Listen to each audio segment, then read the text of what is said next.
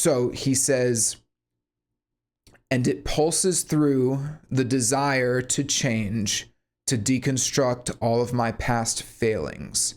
So right off the bat, like we set up a lot of plot and stuff in the first verse. Now we're getting like kind of that internal conflict, right? Like he's questioning himself. He's still, well, actually that phrase, and it pulses through, is kind of interesting considering vampires don't have a pulse. They're dead. But he's saying there's still like this part of him, right, despite being a vampire, that wants to change, that wants to, examine the past failings, which in this case is almost synonymous with the whole vampire change that he's undergone. So then he says, but where to begin, ? Because when you live in sin, it's hard to look at saints without them reflecting your jet black auras back on you. That's some fucking art right there, man. That's a really fucking awesome line. So first off, but where to begin, really cool. So he wants to change, but he doesn't know where to start. He doesn't know how to do it. He's kind of stuck in this situation of like, I understand I've become something. I don't like who I am. I don't like what I've done in the past or what I've become, but I don't even know what to do. I'm totally lost on this. And then he says, when you live in sin, it's hard to look at saints without them reflecting your jet black auras back on you. What a cool way to phrase a unique idea. So what he's saying here is like, when you've done wrong, when you've done things wrong, when you've sinned, you've done bad things, when you see people who are good, who have done good, it's like you almost can't look at them. Like it's hard to see them because they show you everything that you aren't. And that hurts. It's like a stab to the ego, right? I mean, it just shows you how messed up you are when you see these people who aren't messed up. And it sucks. It's a sucky feeling. Now, maybe we're not all, murderous vampires, right? But we've all been in that scenario where like, we know that we haven't lived up to our fullest potential, or we've lied, or we've done something wrong. And we look around and we see the innocent people. And it's like our first gut instinct, right? Is like, well, he who cast the first stone, he who is without sin cast the first stone. You can't judge me, right? But I think truthfully, we know when we've done wrong. And there's just something very compelling about the way he phrases this of like, he's trying to change. He doesn't want to be the way that he is, but it's so hard to even know because he can't even look at the people who are doing right without being reminded of everything that's wrong with him. So yeah, a really, really cool. And then that your jet black aura is back on you. And it's like jet black. It's not like small. It's not like, oh, I messed up a little bit. It's like in this song, in the context of the song, he's presumably a vampire, which means he's murdered people.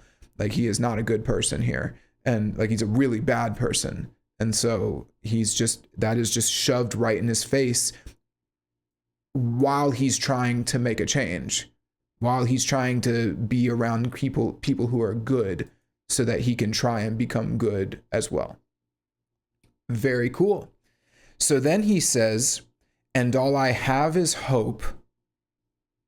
Very good line. So he's still hoping. Like he can't make the change, but he has the hope. And then he says, my inner burns not fading. Another sleeper hit line. So first off, he sings it. He actually doesn't scream it. Let me find it real quick. Well, he sings the beginning of it. He screams the end of it, but he says, my inner burns. And it's like, that's pretty cool. So what he's saying here, a burn is a wound, right? So he's saying like, my inner burns not fading. I think he's saying two things at once here. First, he's saying my inner wound is not healing. Like I have a wound within me that it's not going away. But then he's also like, a burn is, it implies that there's a fire within him and that's not fading either. So it's like, two very different concepts phrased in one line.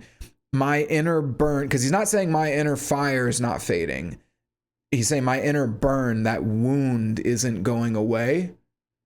So he's having trouble separating himself from the wound, but then at the same time, the fire isn't fading that might have caused the burn. So like the burn isn't healing because there maybe is still a fire repeatedly causing the burn. So very, like, on one hand, it's very hopeful. On the other hand, it shows how he's stuck and he's having trouble changing or healing himself because the burn is still there. Again, really, really good lyrics. Like, this is really cool. And it could just totally pass you by if you don't look at him and you don't understand what he's screaming. This is one of the reasons I don't like screaming, by the way, because you just miss great lyrics like this.